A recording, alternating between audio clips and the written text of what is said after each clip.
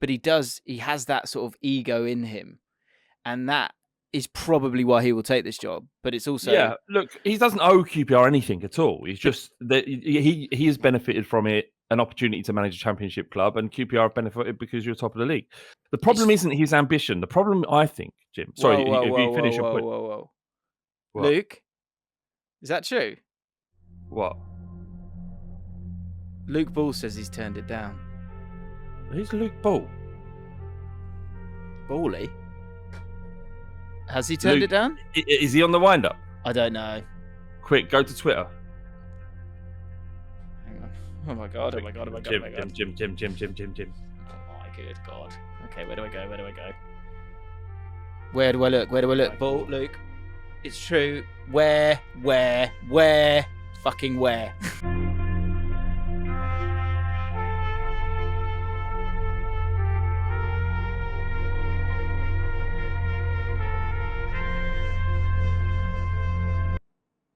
Yes, Luke. Sorry, I saw it. We can talk later on. I'll message you back. Fucking Luke, he's my fucking back, mate. Yeah, well, he never fucking stops texting. Yeah. It's like, a minute wrong. We're clearly about to do a podcast, Luke, and he's going, but did you see my email? Yeah. Fucking look, it's not all about you and your bloody deals, mate. Yeah, I'm clearly not busy. Am I? Yeah. Clearly got 5 minutes for you and your email, Luke. Yeah. Well, actually, should we just stop and wait for the... Go on, Luke. Okay. Yes. Why don't you two go off? Come to Discord. Let's discuss this email, shall you? Yeah. Right. Successful prick. Yeah. You fucking proactive cunt. You with all your fucking youthful energy. You wait till you're jaded 41-year-old. Let's see how fucking many emails just a day you're sending then. Yeah, you wait until it hurts to exhale. You fucking wait. Right. You can't get through an entire night without getting up to have a piss. You wait for that, mate. See how sprightly you are at 11. Yeah, you wait until the only thing you want in your life is to sleep for 7 hours straight. But you wait, mate. You wait. You wait, but you wait till you can't drink 2 pints of beer without getting acid reflux and having to take a Rennies just to get through the 3rd pint. Yeah. You wait until you go, look, it's the weekend. I'm going to have a couple of drinks and a pizza, and you put on half a stone.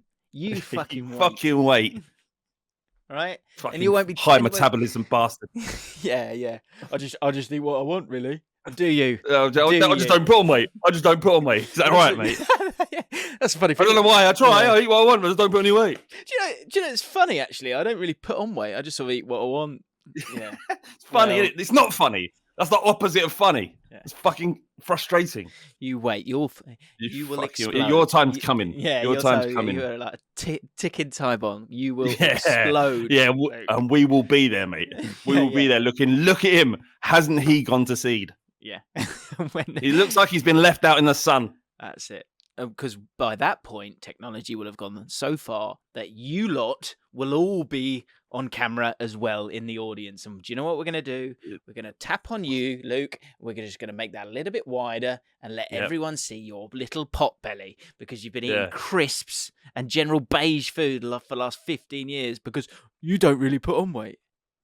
Yeah, can't wait. Yeah. Halfway through the podcast, we're going to stop. Right, and we're all going to look at you, and I'm going to look at you in your podgy little face and go, "You're disgusting. Yeah, you disgust me." Yeah, maybe that addiction to carbs. You should have kept an eye on that earlier when you were a little bit. Do you remember you said that you can eat whatever you like, all pizzas, all beige food, but you're too busy texting me saying, "Can we have a chat?" Yeah, no is the answer right now because we're very busy. Yeah, and do you know what, Luke? Do you know what? I wanted to start this podcast with positivity, but and I'm not in the best moods. You've wound him up. Because I fucking top of the league. We are. Top of the bloody league. Oh, did you win? And this, well, I mean, it's a curious situation. It is a curious situation. Oh, well, that is interesting. I just noticed that. Was that last night? Wow. Hold away. Let's. I won't reveal. I don't want to reveal it just yet because I had some sort of form of structure to this podcast. Hello, everybody. Welcome back to James and Flav for now. Will that rant make it into the podcast? If it doesn't, I'm never coming back. Yeah, I'll be disappointed. That's the gold. That's the gold, indeed. Right. Yeah. Welcome back to James and Flav for now. Morgan Davenport said this. 40 likes. When the Jaffin theme hits my ears, I'm instantly half-mast, ready for the weekend. Lovely. Love that. Oh, well, hell. sounds good, doesn't it? But I just want to say something. I don't want to ruin your thing. I don't want to say anything. But I have just looked. I don't know. I won't say it. Go on.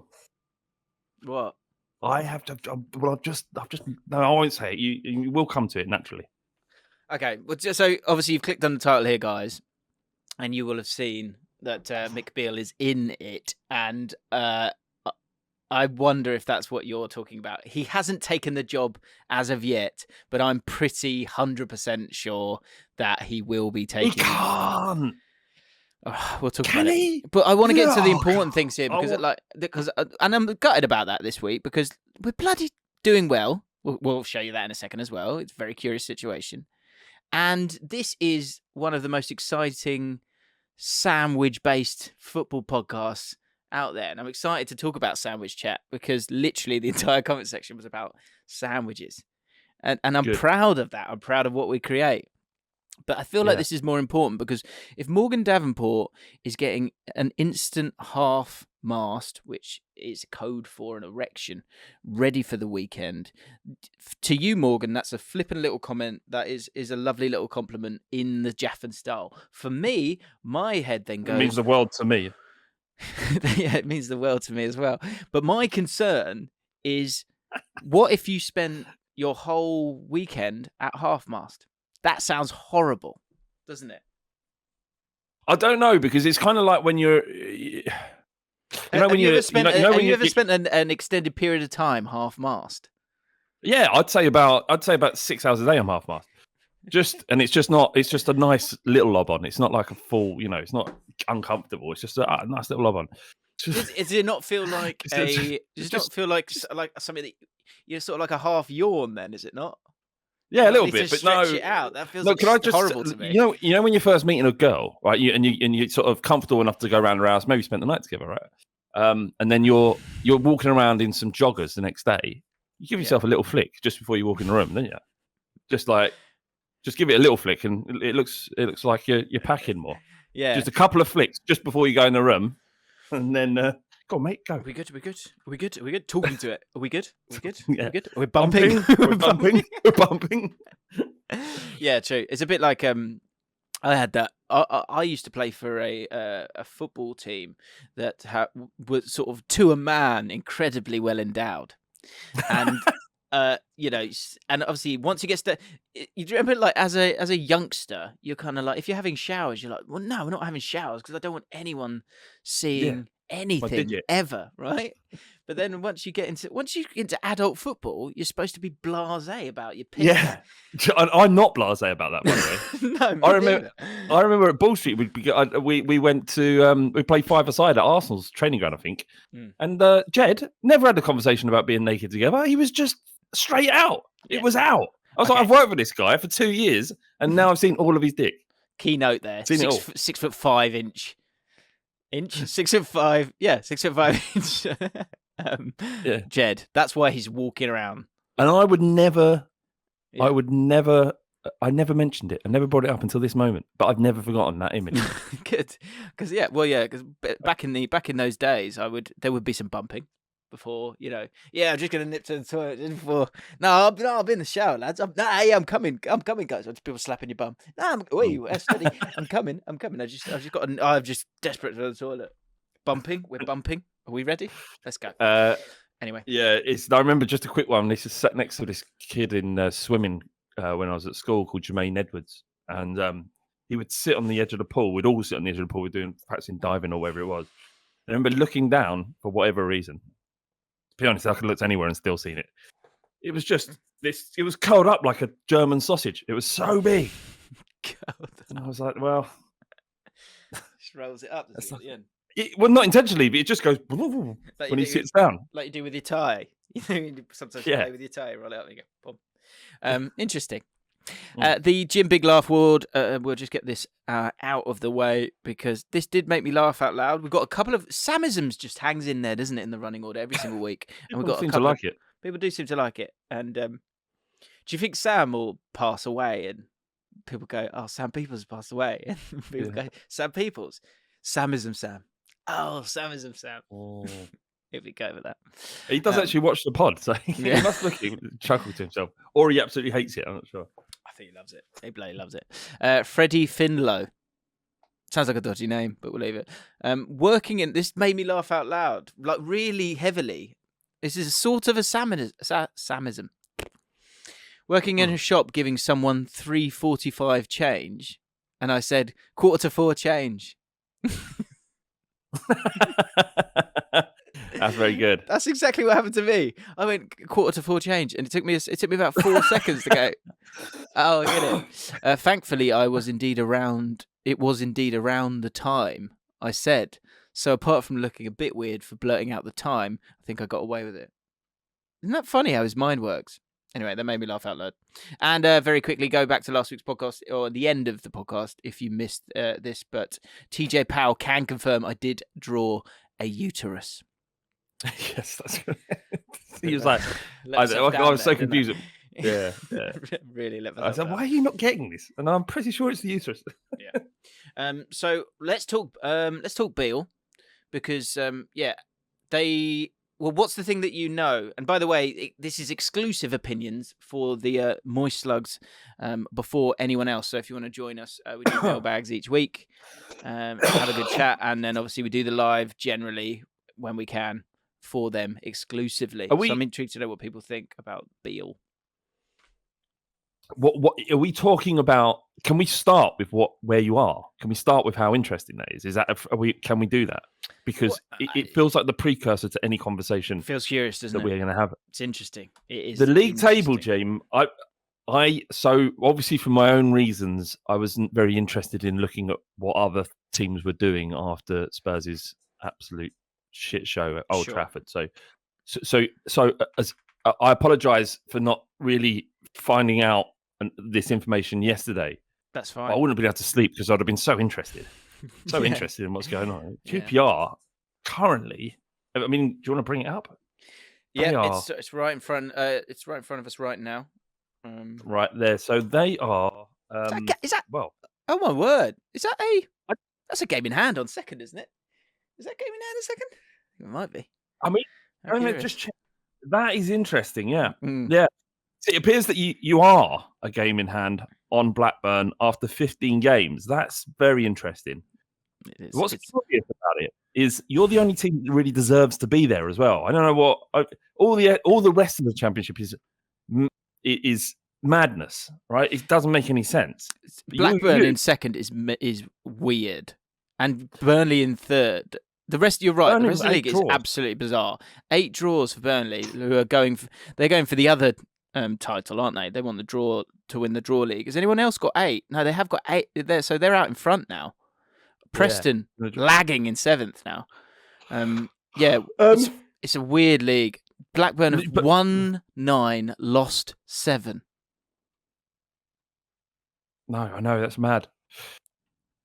So you're top, Jim. You're not just. There's not something happening here, right? You're top of the league, legitimately, after 15 games with a game in hand. I mean, that's not for me to say. No, I know. I can't say. I cannot confirm nor deny that. But what I can provide are some visuals, and there is one right in front of you right now. There is a one next to our name currently. That's all. That's what I see. That's all I can see. I understand you can't part. It's not for you to say. Yeah. I can say that there's very few things in this world that don't lie, and the league table is one of them. 15 games. It's quite a lot, isn't it? That's a lot of games, mate. That's not like top after 4 after you've won 3 and drawn 1. And so, you're top of the league. Yeah, we are top. We're going up. Everyone's singing it ironically, not really thinking that they're going up. 15 games is a substantial section of the season. So this'll I'm intrigued to see what the deal is with the championship, like XG and stuff like that. Because I was at the game yesterday. We won 3-0, which that's good, I think. I think that it is good. They were, to be fair, they had a man like sent off completely unfairly after about 20 minutes.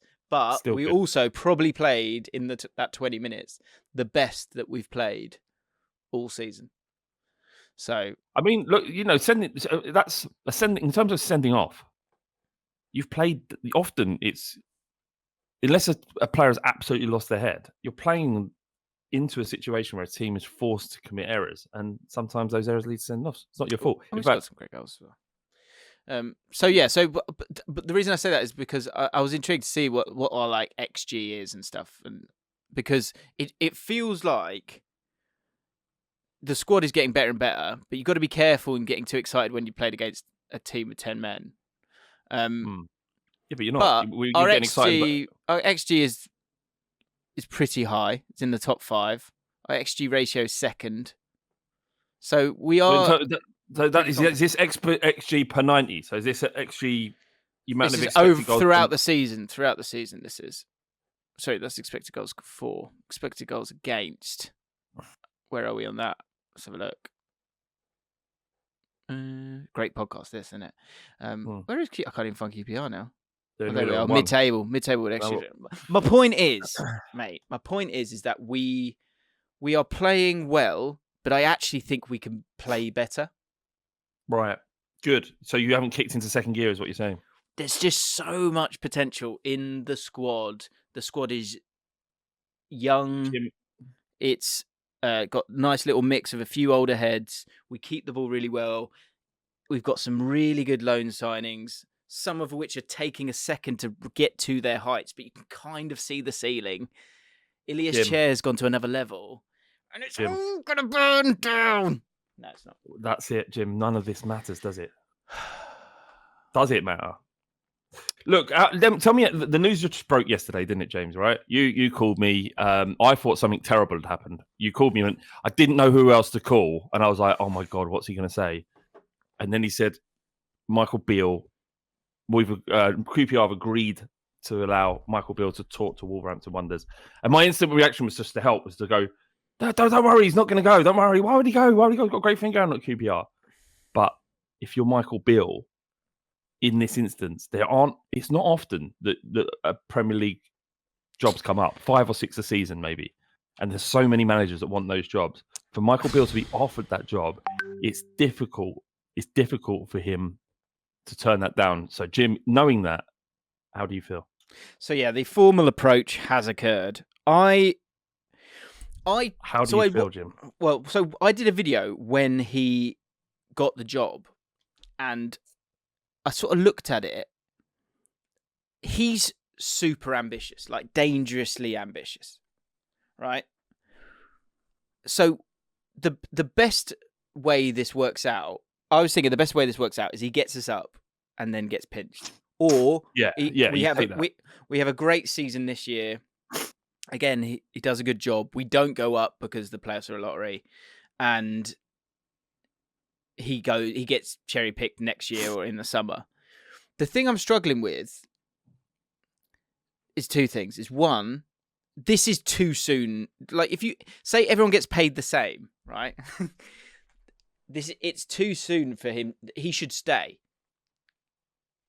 If that's the case, the problem is, how often do these opportunities arise, and how much is he on? For someone like him, is he being irresponsible to his family if he doesn't take this job? Because he'll be on, and I'm plucking this out of the air, he'll be on 20k a week max with us. QPR, yeah. And it's all right though, isn't it? It's not bad. It's not a bad week's work. But if he went to Wolves, he's earning triple that. He's only possibly. £5-6 million a year, probably. That's probably he's what he's on. At least 60, is he not? The problem you've got, because this plays out so many different ways, right? If he stays with us, honestly, the squad is really exciting. The one thing that's good is that we've kind of utilized his recruitment already.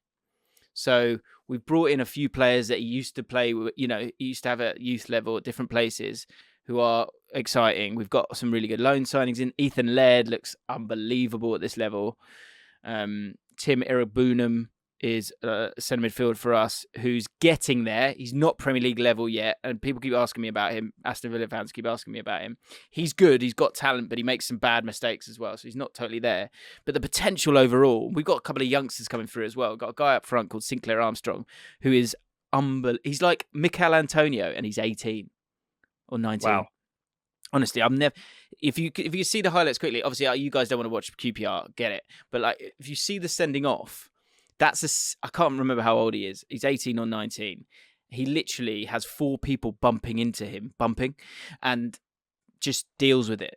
Like, so we've got exciting players. Ilias Chair's gone to another level recently this year, so he's got a massive opportunity to do something really, really special this year, Beale, and win something. Yeah, and.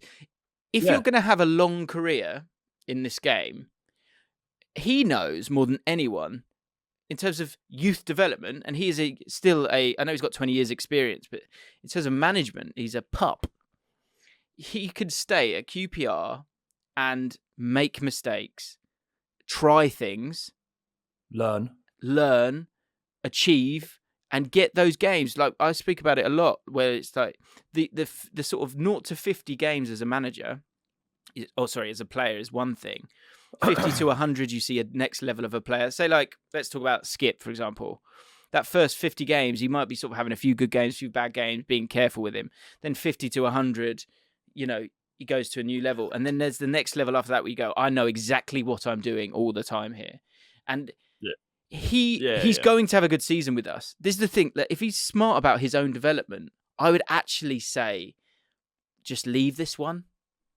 But it's a toss of a coin. But I would say leave it because it's a safe space for you to try things with a squad that's very exciting, and you could be in the Premier League next year.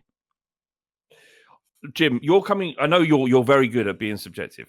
You're being objective. But as a QPR fan, naturally you're going to see that in him. You're going to see the opportunity he has. Now, as a neutral here who doesn't have a vested interest other than my friendship with you, I think I agree with you. I actually think stay at QPR, see what you can do. Even if you finish outside the playoff stages, that is still progress, right? That's your stock hasn't diminished because of that, and there will be options available to you. If you genuinely believe in your ability as a manager, then wait. Don't just jump to Wolves right now, because actually this says more about your character, in my opinion.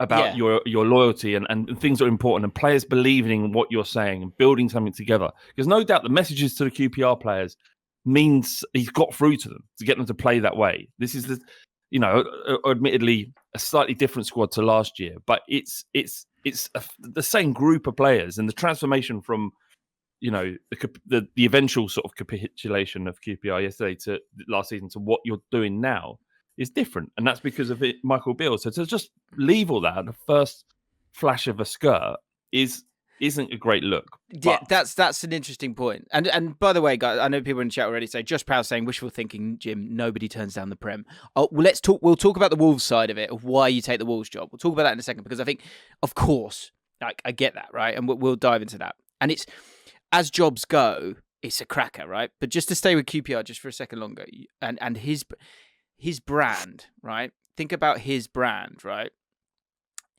His stock is very high right now, and his stock within the industry. Forget what fans think about him, because what I've seen is a lot of Wolves fans going, "Oh, I've watched a couple of podcasts on him and I've read up on him." Essentially, what I did, a little while ago, and you're like, "Oh, I like the way he talks. He seems really smart." All those things, right? But you're right. Every action has a positive or negative reaction down the line. And what we do know is that Premier League jobs, yes, there's only 4 or 5, but they also do come around again. And you're right. For him to just jump off that quickly isn't the best of looks for someone who, at this moment in time, everyone feels like he's the Messiah. He is a little bit chocolate. He does like the sound of his own voice, and I love the sound of his own voice as well. I love his interviews. I think I really, really like him, just to be clear. But he has that sort of ego in him, and that is probably why he will take this job. But it's also look, he doesn't owe QPR anything at all. He's just that he has benefited from it, an opportunity to manage a championship club, and QPR have benefited because you're top of the league. The problem isn't his ambition. The problem, I think, Jim. Sorry, if you finish your point. Whoa. What? Luke, is that true? What? Luke Ball says he's turned it down. Who's Luke Ball? Bally? Has he turned it down? Is he on the wind-up? I don't know. Quick, go to Twitter. Hang on. Oh my god. Jim. Oh my good god. Okay, where do I go? Where do I look? Ball, Luke. It's true. Where? Fucking where? What do I do? So it's Beale, right? Michael Beale has turned down Wolves. No. Even a Telegraph. Come on! Breaking Wolves and no. Yes, he's turned it down. Not only he's turned it down within an hour of being approached. That would suggest, James. Where? Oh, Matt Law. I'm gonna do it anyway. Oh, come on. Is that true? Jim. Hang on. It's true. It's true. Where are you looking at this? It's Matt Law at the Telegraph. He sounds quite like a good source, doesn't he? There you go. Matt Law. It is interesting, this news. No. Yes! Come on! Oh, yes! I'm so pleased he's not going. Oh, I'm sweating. Jim. Oh, yes. Right, I can stop being sensible now. I'm Jim. absolutely fucking delighted. Yes. Oh, James, thank God. Why you compose yourself? I always liked him. He's such a good guy. He's such a good guy. What a guy. What a Smart guy. man. Great manager. Yes. Sees the opportunities. Sees the opportunities. Sees the squad. And do you know what? The worst thing that we were picking apart of that, Jim? We were saying it does say something about his character. What about his character now? Great character. I want to call Gary. That is fucking brilliant news. Why don't you call your dad? Well, hang on a minute. Mate, it's true. Hang on a minute, because there's someone. Why is no one mentioned? Someone that you know who you are. It's not. Now's not the time. But there's some Wolves fan who's given it the big un, who changed his name to like Beale is coming. I am coming for you, son.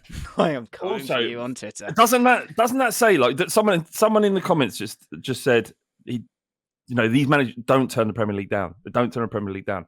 Bill knows, Jim. This is why you should be super. Listen, mate. This is why you should be super interested, right? Super interested. I'm so fucking interested right now, Jim. He sees in this squad enough to get him to the Premier League. He knows. He's convinced that he can do with QPR this season what Wolves are offering him already. Oh, my God. As a fan, do you understand what I'm saying here, Jim? Are you even listening? No. I'm so listen to me. Bloody happy. Sorry, go listen on. to James, listen. He sees in QPR everything he needs to achieve what Wolves have just offered him.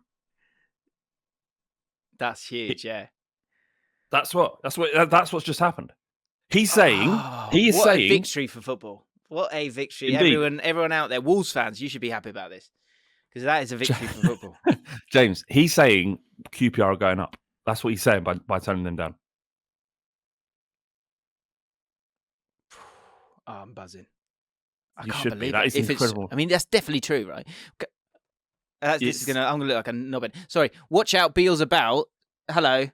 I hope you're all right. Release clause, lad. He's ours. Just back off now. P.S. Do not bookmark this in case it doesn't come off. I'm just going to retweet that. And we'll crack on with the rest of the So, well, we haven't got much material now. Do you know what, guys? Sandwiches. Aren't sandwiches great? I bloody love sandwiches. No, I'm buzzing. no, wait, Jim, That's Jim. huge Not yet. news. That's such big news, lads. Come on. Jim. Luke L, who's one of our moist slugs. Up yours, Luke L. Up yours. You might want to change your Twitter account. Change it right now. Because Beale is about in London. He's not in the Midlands. Thanks for the retweet. No problem. Honestly, absolute fucking pleasure. Get in. Oh. The thing is, Jim, you've seen it go wrong so many times as well. Like an intelligent manager looks at that as more. Do you remember what happened to Eddie Howe? He left Bournemouth, who were on the brink and the rise of Premier League glory, to go to Burnley, and it all fucked up. What news? What news? I'm in shock. I'm massively in shock because you was convinced he was going, wasn't you? Convinced. Because do you know what? Yeah. Like I say, he makes that Wolves team so much better. That's what I was going to go on to say. I was like, because you've got a squad there that has decent fullbacks, ball playing centre backs. I thought about their whole team. I was going to do a whole video on it, but I don't need to do it anymore because he's not going. He's staying at the Rangers. And I tell you what, that will galvanise the fan base so much. Game in hand, mate. Game in hand, top of the league. What else do you want? I mean, let's drift over to if we could, just briefly, I'm so fucking happy. I'm trying, I really, because I'm not used to people asking me about QPR. Yeah. And yesterday I'm getting all these tweets and stuff. And I'm like, I don't like this. Yeah. I don't like being this invested in the story and it being a negative story. Welcome to the fishbowl, mate. This is what happens. It's much worse than the last time you were promoted, and you are. You're effectively promoted from this stage to the Premier League. Are we sure? He's not gonna. Yeah, bloody right, Dazzler. He's tagged me in it. Oh, mate. James Allcott right now. I mean, every bone in my body wants to say that phrase over my right-hand shoulder. Mate, look, do you know what a message to the players. What a message to those players. I'm not fucking leaving! He goes into the dressing room, doesn't he? I'm not fucking leaving! Yeah! Do you know what the swag when he walks in? He goes, guys, do you know what the smart thing is? You do the X Factor. You get them all the lads together. Yeah. You go, guys, I need to talk to you. I'm not fucking leaving. I'm not fucking leaving. And then they're like, huh? No, they go, I'm not fucking leaving. And then, huh? What did he say? I'm not fucking leaving! Oh. Iconic podcast, this one. Jim, can I give you something else that'll make you feel good? Please. More? Yeah. So more. So we've got the manager sticking around. We are not a managerless team. We are top of the fucking league right now. Yep. Come on. We'll be game in hand. We'll be game in hand. You want more? Watch out, Hull. We're coming for you on Saturday. Yes, mate. What else you got? You want more? He turned down Wolves within 1 hour of the approach being official. Within 1 hour, which means he was never even considering it. He wasn't even interested in the Premier League. All he wants is just to get on with his job at QPR and the amazing progress he's made. He turned it down the minute they offered him. That is unreal. I'm so proud of him. I'm so proud of him. Because actually, mate, I'll tell you what, that takes some fucking conviction. Sorry, I'm swearing a lot because I'm excited. That takes a lot of conviction to turn down that kind of money. That's like next level confidence because you're like, I'll see you up there. I'm on my way. Don't worry. So he's sitting in the office at Loftus Road, right? And he's sitting there and he knows the news. He knows what's going on, right? And sitting at his desk and the phone rings. He goes, hello? And then the other side, yeah, it's Wolves. He's like, not interested. Bosh, that was it. Done. Well, how you feeling, Wolves fans? Ouch. Luke L. Talk to me, son. Talk to me. Do you know what, this is such a victory for the Championship. QPR are bigger than Wolves, clearly. I mean, I couldn't say that. I like Wolves. But we all like Wolves. We all like Wolves. I'm not saying I don't like Wolves. I'm just giving you some facts here. But currently, managers are turning down Wolverhampton Wanderers wonders to stay at QPR. To me, that's big club energy. Yeah. Just saying. I'm not saying I've got any issue with Wolves at all. He's setting something up there as well, where it's like, you don't have to take it. You don't have to take that job. You could be about. Has he changed it? Have you checked? I just want to see if he's changed his He changed his Twitter account. Anyway, sorry. Oh, so happy. So bloody happy. But we must move on and talk about sandwiches.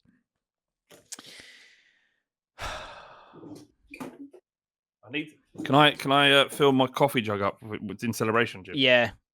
Let me monologue. I'm going to mute you. Go on. I'm just going to monologue that shit out of this one. Well done, Mick Beale. Thank you so much for committing to a project and sticking with that project, because literally 99 out of 100 people take that job. I'm honestly shocked that you haven't taken that job, and I'm so pleased that you have. Don't leave before the end of the season. Like, now, this season, what can you achieve with the lads? I saw the game yesterday. I've seen Elias Chair. I've seen what Sam Field's doing in the centre of the park there. I'm seeing Lyndon Dykes getting back-to-back braces. I'm seeing Sinclair Armstrong coming on and doing bits. I'm seeing Seni Dieng being the best goalkeeper in the division by a mile. And more than anything, I bloody called it. I bloody called that we would have a chance of getting in the playoffs this year. And no one who predicted it said that could happen. But I believed in those players, and you're believing in them as well. I'm not saying it, but I'm happy, all right? Well done, you, Mick. Good lad. Yeah, fair play, mate. Fair play. You've gone up in my estimations, if that means anything to you. And that's the point. That's what we were saying. For his brand's gone. Whew. Yeah. What? Hang on a minute. People like they don't know. Like 50% of the people who watch Premier League football probably don't know who Michael Beale is. Like me. And now they're going, what? Sorry, what? The QPR manager turned down Premier League Wolves. What's going on at QPR? They checked the championship table and they're top. What's going on there? What's going on down Loftus Road, I wonder? Come on. What Luke Ball says, what if Conte walked out and Spurs went for him? Fucking hell. Don't. Can I have one day? All right. Can we just let this be a QPR day? Right. Top comments. Josh is an interesting one. Josh, 4 days ago. This is fascinating, Jim. This is curious, isn't it? What an interesting. Very interesting. You could sink your teeth into this top comment. This is like War and Peace. Very interesting. Josh says, the power of hindsight, seeing you all giddy about QPR when I'm watching on a Saturday evening, knowing you've lost 3-1 to Luton. Well, Josh, let's have a look. Can I? Yeah. Imagine how giddy we are now reading your comment. 4 days on. Knowing that QPR are top of the league and Michael Beale is staying at the club. Yeah. I don't know why I'm so excited, Jim. It's like literally I've got no affiliation, but I'm buzzing for you. I'm so buzzing. I honestly haven't felt like this for so long. This is amazing. Football! Come on. Football's great, isn't it?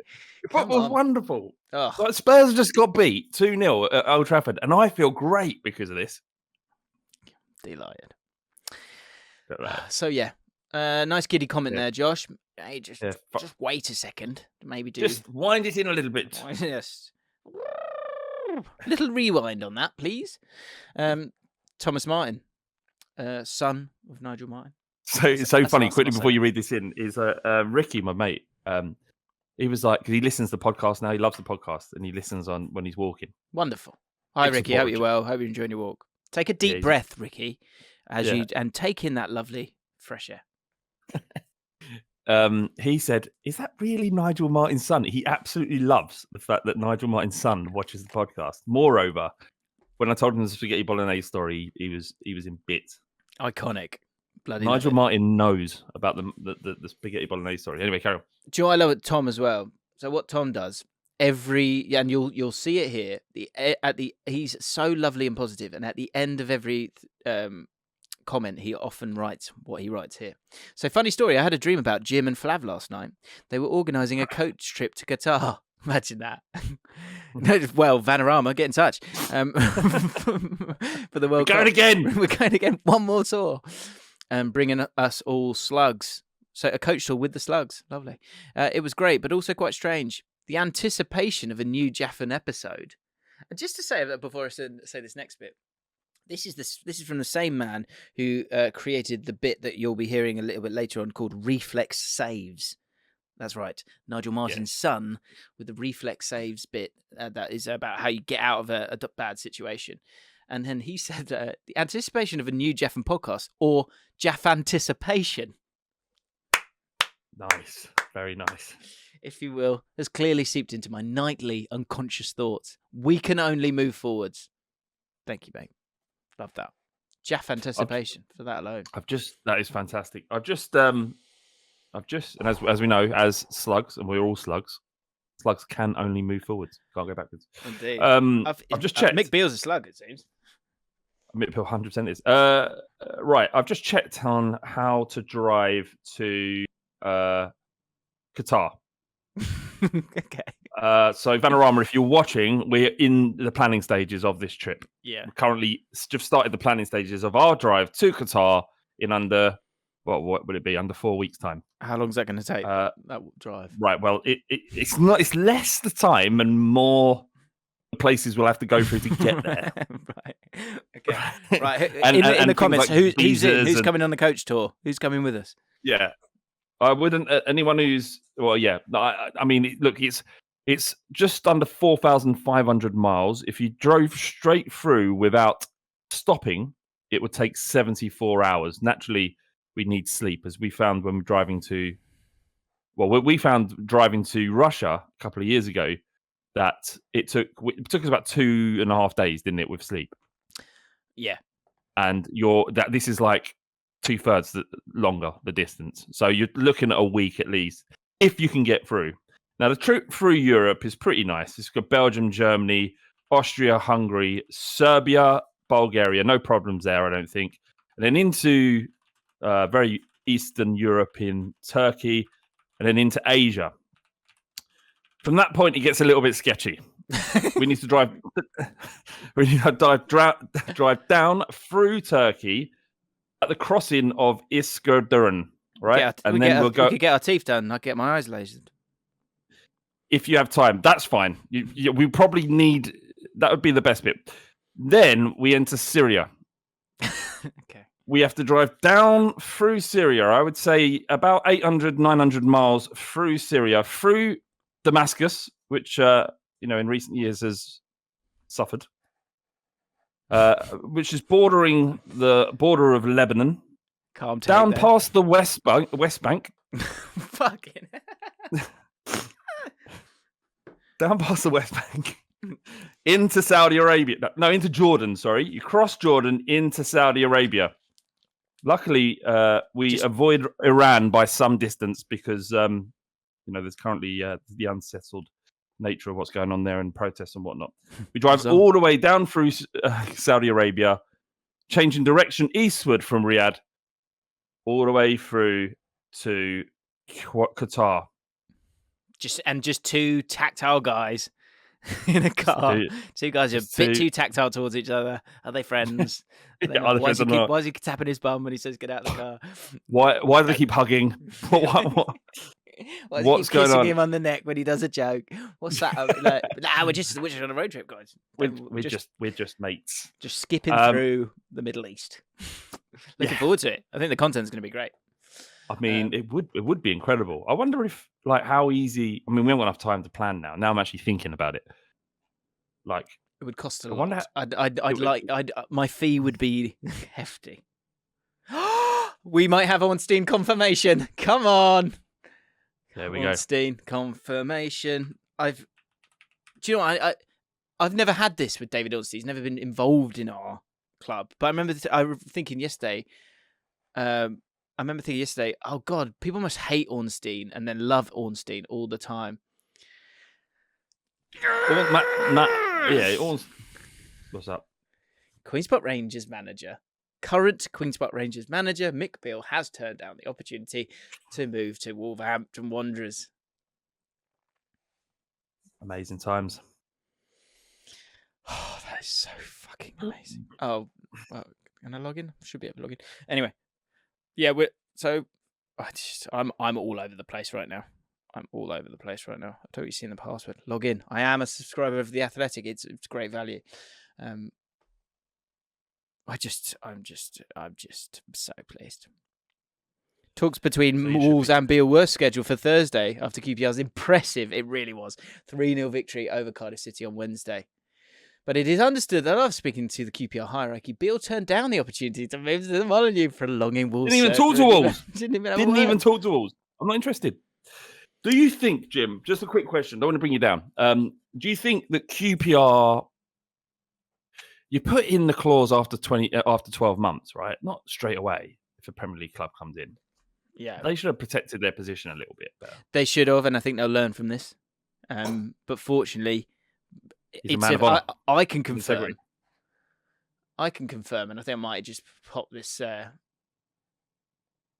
Twitter now, actually. Save. I don't know why I saved that. I can confirm on Twitter. All over the shop, Jim. I know, I'm absolutely all over the shop. I can confirm that Mick Beale, because he likes to be called Mick, Mick Beale is... You can put a full stop in there. Sorry. Get it right. Is a good egg. A good egg. All right, and do you know what? I'll retweet that. And you know, I think we might as well chuck in a couple of eggs. Not a splattered egg, because that's Wolves. No, right. One egg. One egg's enough. One egg's enough. Yeah, one egg. Take away the full stop. Whoa. Take away the full stop. Put the egg as the full stop. Oh, genius. Yes, and that is fact. And that is out there into the world. And I'm a happy bunny. Come on. Wolves fans, absolutely. If you're a Wolves fan still watching this, Luke L, respect to you, son, because I am unbearable. I am unbearable. Yeah, but they tried to fucking do the big boy bollocks. Try and we're obviously Wolves. You're obviously going to come to us. And Mick Beale's going, I don't even want to speak to them. Let me do my job. Yeah, Let me cook. Busy. Let me cook. Let me cook. No one turns down the Prem. He's gone. The QPR board have just gone. Oh, well, so we're obligated, as per the terms of your contract, to let you know that Wolves have approached to speak to you. We'd like to know, what you think. He goes, "You're wasting my time. Let me cook." No, let me cook. No one turns down the Prem. Who said that? Josh Powell, isn't it? Someone said that. Hang your head. Hang your head in shame. Right, let's talk about sandwiches. Reflex save. We were speaking about earlier. So Matt Robson had a reflex save. Get yours in the comments down below. I was 9 years old and I'd recently began to understand what swear words were. I was at the pub. Great time that, isn't it, when you realise that? It's about 9. I was at the pub with my family and England under-21s were on TV and had just been knocked out of the Euros. When Stuart Pearce came on the screen, I said, "What a wanker," to my mum's anger and disbelief. When she said, "What did you just say?"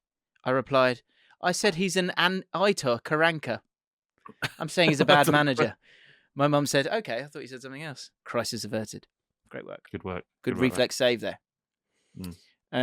And then Callum with 2 L's, getting out of a bad situation. It's called reflex saves, Callum. Yeah, it's really so Callum, come on. I was in my first job in a call centre. To make this situation worse, I was in a probationary period. A customer called absolutely furious. You worked in a call centre, didn't you, once? Briefly? Yeah. On the mailbag, I'll go into it. It was horrendous. Okay. The worst 3 weeks of my life. A customer called absolutely furious. She said she had several issues. She said, first problem, your colleague never called me back. Second problem, my bills are too high. And then the third problem. And because she put so much heart into the phrase, she said, and then my third problem. And because she put so much heart into the phrase third problem, I just accidentally laughed. I kid you not, she immediately said, "I don't find this funny, do you?" And out of nowhere, from the deep depths of my brain, I burst into action, saying, "No, I'm not laughing, I'm just shocked. I'm shocked a customer like you has had such a bad time." And with seconds, she was on side. Nailed it. Well done. Good work. Good reflex save. Sandwich chat. Right. Let's take our time with this. Let's get this right. Because this is a absolute can of sandwichy worms. So last week, I broke down. Similar to this week, but in a different style. because I couldn't stop laughing because we had some problems with Robert Faber, who is a man from the Netherlands, who was talking about sandwiches, talking about jam sandwiches. He was talking about chocolate sprinkles. I know you've done your own research, but we've also done some ourselves because McSlash says Hagelslag. Sounds confusing. Brackets, Dutch chocolate sprinkles is one of the first things that comes to mind when I think of Dutch food. My wife always asks her Dutch friends to bring Hagelslag. Oh, I don't know why I'm saying that. Hagelslag, actually, I think it is. When they come to visit London. I don't think he meant that he eats jam with Hagelslag. I believe he was comparing his approach when eating a jam sandwich to a Hagelslag sandwich, which is usually with butter. Now, in a very strange set of events, I Googled Hagelslag, and here it is. So here it is. What's really funny is that, so this is how they are, these chocolate sprinkles, right, that you put on bread, right? But when I looked at the pictures, look, there's Hagelslag on a banana sandwich. I don't understand why they have to put it on bread, though. I understand the idea of chocolate sprinkles or shavings or whatever they are. I just don't understand why it has to go on bread. Is it just like quickfire cake, really? But it isn't, though, is it? It's not cake. It's just a substrate, isn't it? It's just a base to eat chocolate. Have a Mars bar. Because you can, like, what about what was I going to say? Essentially, it's crunchy Nutella. No. Yeah. Look, that is a good point, Jim. That makes much more sense. If it is like you'd have but you wouldn't have Nutella in a. Well, would you have Nutella in a sandwich? I wouldn't, but the kids might. I find interesting in these pictures that they've cut. Right. It's a banana sandwich with Hagelslag, and he's cut off the crust, which we need to talk about as well. Actually, that is even more childish, isn't it? What is already a childish sandwich? He's made for a 4-year-old because he's cut the crust off. Yeah. Well, we've got some crust. Like here, so my son asked me, like, I was making him a sandwich the other day, and he said, "Can you cut the crust off?" He's 12. You slap him. And I was like, I didn't slap him. I don't think slapping kids is. That's a joke. In certain circumstances, slap a kid, yeah. But in this instance, I don't think asking for the crust to be cut off deserved a backhand. Jeez. In this instance, I said to him, "No, you need to grow up, son." And I think that's good parenting. If you can't handle a few crusts, how are you going to handle the real world? Yeah, I agree. We've got to we have to find vehicles for resilience in these youngsters. Robert Faber replied back saying, "Indeed, though I distinctly remember trying the combo when I was a kid. That's Hagelslag chocolate sprinkles in a jam sandwich. Too much going on there. Not too bad actually. It feels a bit indulgent to do that as an adult though." McSlash said, "So you're saying you're a Hagelslag?" Hagelslag, good. Yeah, and Robert Faber went, I can remember this, imagine this in a Dutch accent, which I don't really know what that is, but excellent one. He said, excellent one. Yes, I guess I am a Hagelslag. I guess I'm a Hagelslag. There you go. Great work. Jack Lane, Flav's insistence that you can't hold a whole sandwich is peak small hands energy. Would you like to respond to this? I don't think that's fair because... Small hands energy, is that a thing? No, but he's saying I must have small hands because I can't hold a sandwich that isn't cut in half. I'm not saying I can't. Everybody can. Well, most people can. All I'm saying is it is much more sensible and well thought to cut the sandwich because it makes it easier to eat. If you're eating a sandwich and bits are falling, the innards are falling out the end. But how do you feel about, to take this a different direction, how do you feel about filling? How much filling are you after? Because every time you talk about a sandwich, you're doing this with your hands. Whereas sometimes you can have, because I had to race to QPR, so I made a quick what was it? It was like chicken and avocado sandwich, but it was like slices of chicken. So middle class. Yeah. What was it? What was it? Chicken and avocado sandwich, hummus and falafel sandwich. No, it wasn't. But it was all that was there. So, but I was able to do it. Keep it quite flat and then drive and eat one-handed, and so I did have it as a whole. No. I agree with you. I would say that the width of the sandwich typically can be eaten if you cut it in half with one hand. I'm not like one of these, but you go to a delicatessen sometimes and they overdo it. Sure. Put too much, way too much cheese in. The worst thing is if you're looking at it right, and there is cheese stacked up on each other in a sandwich. It's too much cheese. You got to be careful with that. Ruining the sandwich. Again, it's like because do you know what? Chocolate sprinkles is essentially just grated chocolate, isn't it? As well. Yeah, so it's a texture debate here. All you've done, it's chocolate. But what you've done is shave it. It's not new. You don't have to give it a name. You're not doing anything special, Holland. You've just shaved chocolate. That's all you've done. Holland. Calling out Holland. You're gaslighting Holland now. Yeah, calling out the whole fucking country. Done a lot of good things in your time. I'm a big fan of you.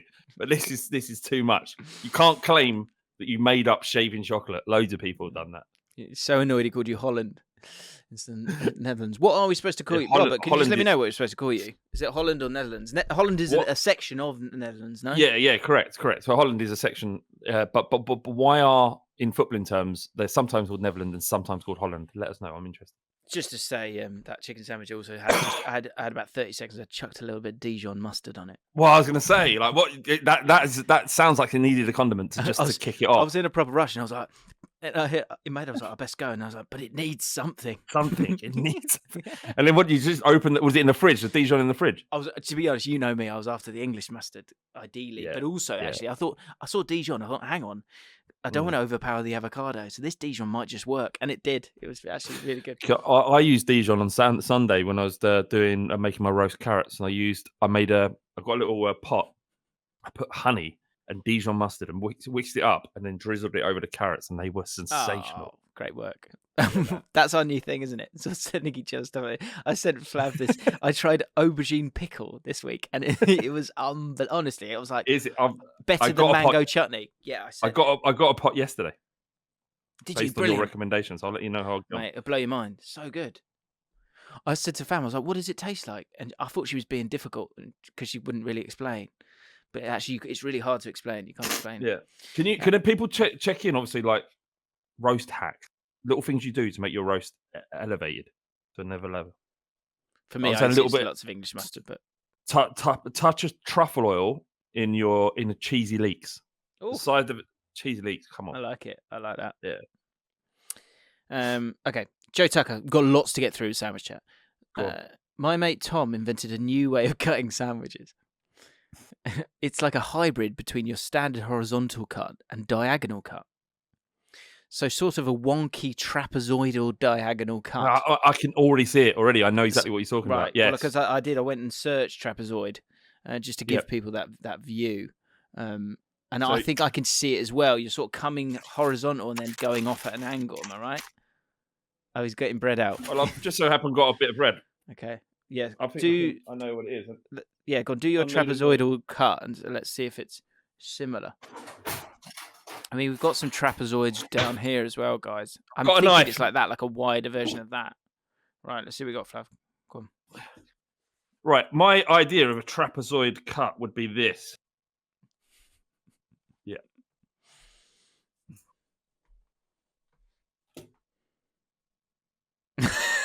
Oh, really? Interesting. Is that what he's doing? Maybe. I quite like that because that is a good bite, that. Yeah, so do you know what I was thinking? I was thinking something different. I was thinking it was What was you thinking? I was thinking straight down horizontal and then off to the right. Or just left. A little bit? Yeah, sort of halfway down, then diagonal. So maybe I'm wrong. Could you do that so for down me? like that and then... Yeah, I could do that. Yeah. I could draw it on my iPad. So what are you saying? Are you saying like this and then like that? Yeah. What? That's madness. What? So they're not equal? Yeah, you're not going to get symmetry then. I think I'm wrong. I've got it wrong. All right, let me just to demonstrate the craziness of what James has just said. This is what he thought the guy was talking about. Yeah, I've had a minute. That's How is that trapezoidal? Yeah, I mean that's confusing for everyone. Well, that and this is going to make an interesting sandwich after this. I'm intrigued. I'm not wasting the bread. Okay. Interesting. Let's hear the explanation from my mate Tom. Science cannot explain how, but somehow you end up with more sandwich than either of the two prehistoric methods of cutting a sandwich. We were all skeptical at first, but after trying it, all of my friends have converted to using the Tom sandwich cutting technique, and we will never look back. Interesting. Sean Peake. Here's a mental sandwich story for you boys. Back in primary school, we had a kid who every day, this takes a turn. We had a kid who every day would pull out his crustless sandwich for lunch. I don't agree with it, but I understood the reasoning because the middle bit is the best part. And actually, generally, I was saying how you go around and eat the crust first and then save the middle bit. Generally, the consensus was that I was right with that. Really? A lot of people got behind me. I've never heard of such a thing. Middle bit is the best part. So theoretically, it's a perfect sandwich. I respected him up until a day where I noticed he ate his sandwich for recess, or break as we have in England, rather than lunch. I became curious as to what he was going to eat later that day. Did he have a second sandwich? At lunch that same day, I witnessed the most horrific thing of my life as I eagerly watched him reach into his bag, only to see him pull out a sandwich bag full of the crusts that were cut off his original sandwich. I was waiting for him to throw it out, and nothing could prepare me for what was next. He began to lick his lips and began eating these crusts with a wry smile. I'm pretty sure he's a serial killer now. So he's eating the main bit of the sandwich early doors and saved the crust for lunch. I think what happened is he just got excited. He just got excited and realised he needed something for lunch. So he just... that is madness. It's funny, like you do end up like fascinated watching people and being fascinated by what they're doing, the weird little habits they have. Like you, when you used to roll an egg. Yeah. Fam loves watching my dad eat a cheese and tomato sandwich. She loves it. She thinks it's so cute. Because my dad goes, I don't know if Dad watches, but Dad thinks he's invented like a cure for something, right? When he tells you about tomatoes. Because he goes, so you cut up the tomatoes, right? And all I've done is I've put a bit of salt and pepper on it. It tastes completely different. It's amazing. It brings them to life. I was like, okay, cheers, Dad. It brings them to life. It doesn't really talk like that. It does a little bit. Anyway, here's a challenge for you, Flav. Oh yeah, Callum's back. And by the way, Callum, the patrons were saying that your story about the call centre, you're saying didn't happen. A few of them, just to say. Really? In central Scotland, where there was high population of miners, it was common to have cheese and jam sandwiches. Back in the day, butter was too expensive compared to jam, so strawberry jam was used to stop the cheese sliding off down the mines. Don't knock it till you try it, Flav. It's amazing. Whether it's toast or bread, it's an elite combo and filler. Get it eaten. Would you try that, Flav? What was it? The main jam sandwich with cheese. Jam and cheese sandwich. No, I don't know. I don't want anything sweet in my sandwich. I don't want that. I don't want to try jam in it's not. There's so many good things you can put in your sandwich. Jam is like the 50th. But you like cheese and pickle. Yeah, jam, chili jam, something like that I can deal with. But I'm thinking he's saying strawberry jam, or something like that. Strawberry jam, yeah, that's what he's saying. Strawberry jam, no, I'm not. Challenge denied. It seems.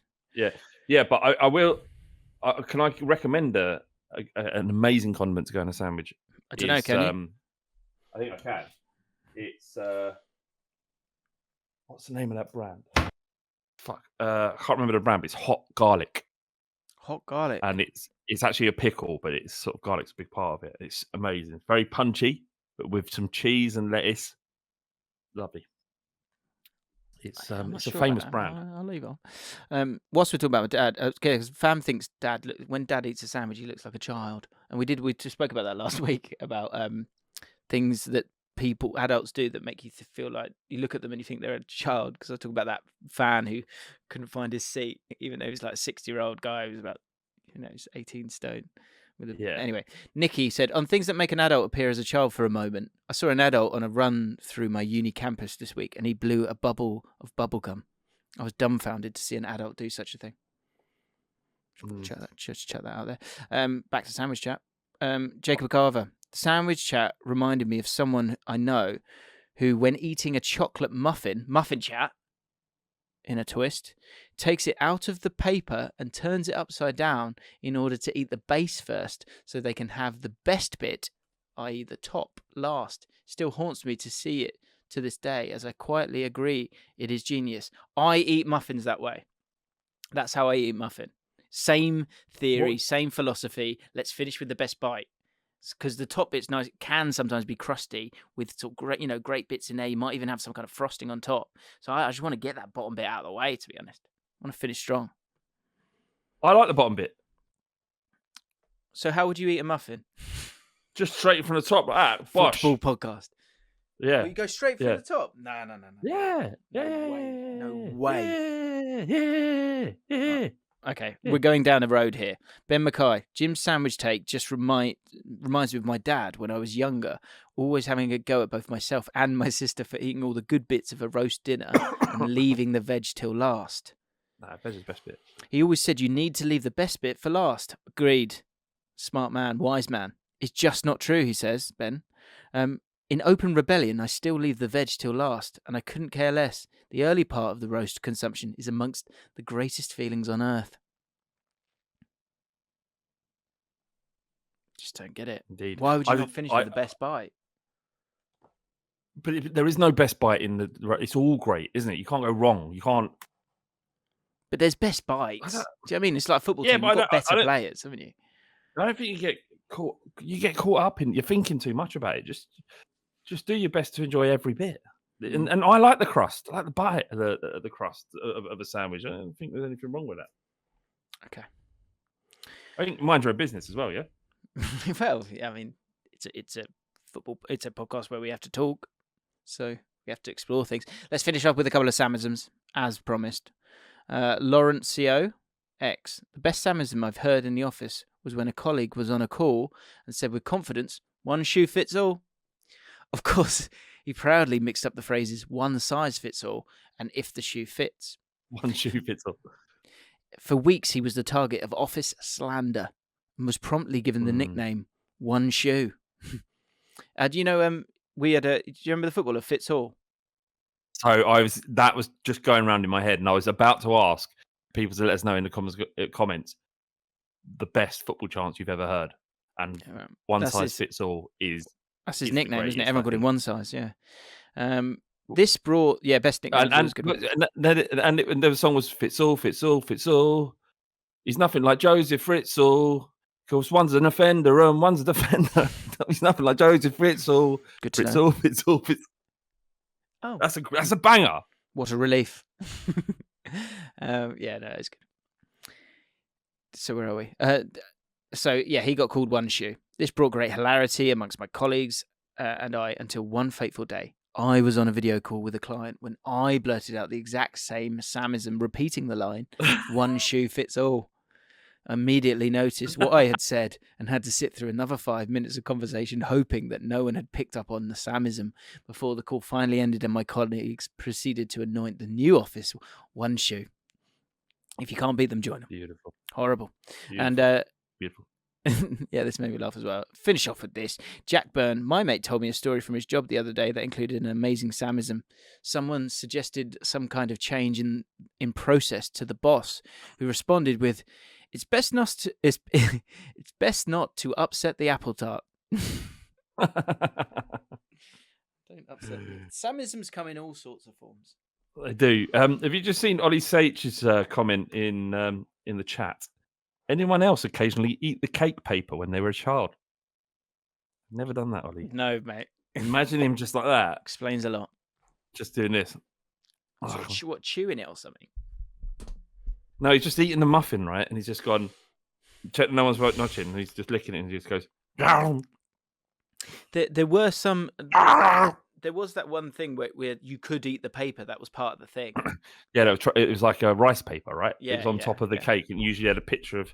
It's if you baked your own cakes at home, and then you get a little rice paper with a picture of Spider-Man's face on it. That's it. Yeah. Well, what a wonderful, absolutely glorious hour, from my point of view, of podcasting. I think this goes down as my favourite podcast we've ever done. So much so I Yeah. nearly burped there as I was talking. Apparently, Oh. Liz Truss is about to be sacked as well. I mean, it just gets better, doesn't it? What a day. That was going to be my silver lining, but now that's just the cherry on top. Come on. It was so uncomfortable watching Question Time. What was it called? Prime Minister's Questions. Whatever it's called. Questions. Yeah, bless her. I was like, oh god, I know she's fucked everything and cost people hundreds and hundreds of pounds every Fucking month. Stupid bitch, get But rid. that was so awkward. I mean, general election, anyone? Makes sense, doesn't it? Anyway, it doesn't make sense to the Tories. they're Going to put Rishi Sunak in, bring in more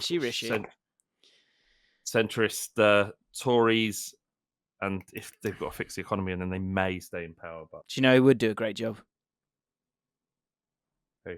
Mick Beale, but he wouldn't take Beale. the job because he's too busy loving Queen's Park Rangers right now. Guys, become a patron. You could have enjoyed that with us hand in hand. Thank you to the Moist Slugs. Links in the description. Have a cracking weekend. I'm off to watch us win, lose or draw against Hull City, and who gives a shit because Mick Beale is taking the R's up. Come on. You want to say anything? You've just literally just admitted that the QPR are going up. Something is happening, Jim. You can say it. I'll leave you with this. It's interesting, isn't it? Fascinating, mate. See you later, guys. Come on.